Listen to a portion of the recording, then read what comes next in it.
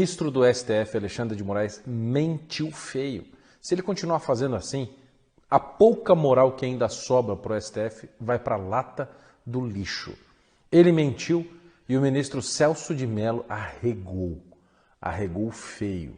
Eles estão vendo que o pessoal entendeu a ilegalidade deste inquérito das fake news, o inquérito 4781. O ministro Alexandre de Moraes mentiu publicamente na sua conta do Twitter. Ou seja, o ministro que está investigando, né, as fake news a pedido do Toffoli, é ele mesmo produzindo fake news. Que isso? Sobre o próprio inquérito. Vocês percebem a maluquice disso? Olha o tweet que ele colocou. O gabinete do ministro Alexandre de Moraes informa que, diferentemente do que alegado falsamente, foi autorizado a integrar o conhecimento dos autos aos investigados no inquérito que é pura fake news, ofensas e ameaças aos integrantes do STF, ao Estado de Direito e à democracia. Nós não vimos este inquérito. Este inquérito, os autos dele, não estão disponíveis a ninguém, senhor Alexandre de Moraes. O que é isso? O senhor está de brincadeira com o Brasil? O senhor está assim, simplesmente achando que a gente tem algum problema mental? Isso não é possível. Desde que este inquérito ilegal, porque ele é ilegal, foi aberto, ninguém teve acesso aos autos. O importante que as pessoas que estão assistindo a este vídeo saibam é que este processo não está em processo eletrônico, ele não existe na internet, ele não é um processo, os autos dele não estão na rede para que os advogados possam acessar via online. E agora, em tempo de pandemia, seria o adequado. Este inquérito, dizem as minhas fontes, tem mais de 5.000 páginas, que deve ser tudo print, né? Print de piadinha, chamando o Gilmar Mendes de sapão, chamando o Alexandre de Moraes de cabeça de ovo, chamando o Toffoli de amigo do meu pai, esse tipo, chamando o Celso de Mello de juiz de merda, deve ser esse tipo de coisa que tem naqueles prints lá que supostamente estaríamos subvertendo o Estado de Direito fazendo isso. Mas o processo é físico, não é eletrônico. Bom, tudo bem. E aí, como é que a gente tem acesso? O meu advogado foi lá, peticionou, protocolou lá pessoalmente e não liberaram, não teve acesso. Entendeu? Diz que o ministro de Moraes não dá. Eles receberam o protocolo de pedido, mas ninguém foi intimado, ninguém. A Bia Kicis disse, todo mundo disse isso. E desde o princípio a reclamação era de que ninguém tinha acesso aos autos. Como é que vocês querem, hein, ministro Alexandre de Moraes, que eu vá na Polícia Federal dar depoimento se eu não tenho acesso ao inquérito? Se a própria súmula vinculante número 14 do Supremo Tribunal Federal diz que o pessoal que está sendo acusado, no caso eu, acho que eu sou um acusado, um réu pelo jeito, não sei, tenho que ter acesso aos autos. Você está violando a própria súmula vinculante do STF, Alexandre de Moraes. É chocante isso, entendeu? E assim, colocaram na página do STF a mesma coisa. Ou seja, o STF produzindo fake news à luz do dia e ninguém faz nada. Cadê o PGR, o AGU, o ministro da Justiça, alguém para fazer alguma coisa contra este absurdo que está acontecendo? Em maio de 2019, a Procuradora-Geral da República, então, que era Raquel Dodge, não era o Aras à época, numa DPF, Arguição de Descumprimento de Preceito Fundamental, número 472, falou que ela mesma, à época, não tinha acesso aos autos do processo.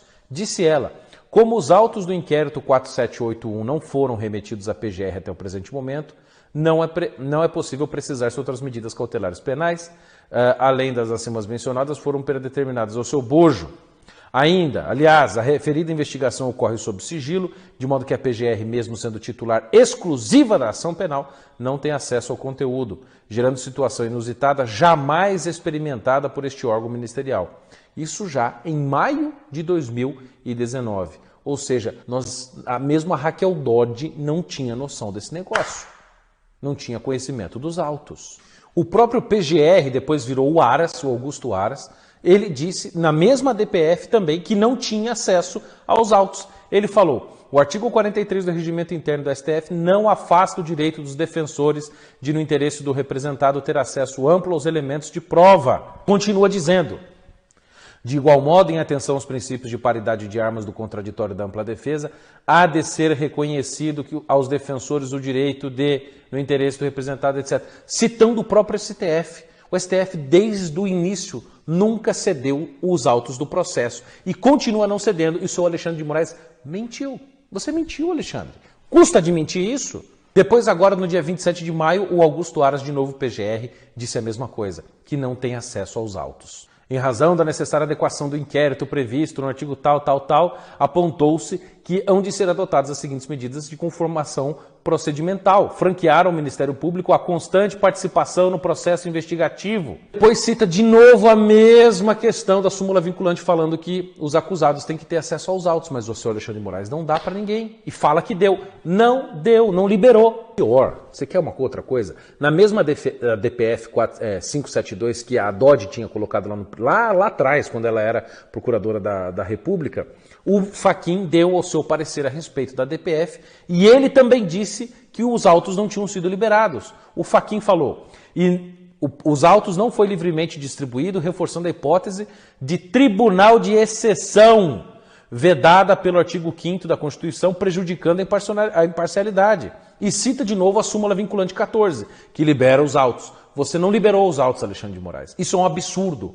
Você está mentindo publicamente. Você está mentindo publicamente nesta sua afirmação. A própria Ordem dos Advogados do Brasil, veja a Ordem dos Advogados do Brasil, do Felipe Santa Cruz, pensa só, a OAB, impetrou lá um habeas corpus para que os advogados do ALA, etc., os meus também, tivessem acesso aos autos. A OAB pediu isso, porque também ninguém tinha acesso aos autos, e continuamos não tendo. Olha essa matéria da Folha de São Paulo. Veja, a Folha de São Paulo, que é esquerdista, que não concorda, mas eles dizem, veja a matéria que fala, sigilo de inquérito das fake news deixa Procurador-Geral da República, advogados e até ministros dos Supremos no escuro. Apenas policiais têm acesso à íntegra do caso tocado por Alexandre de Moraes.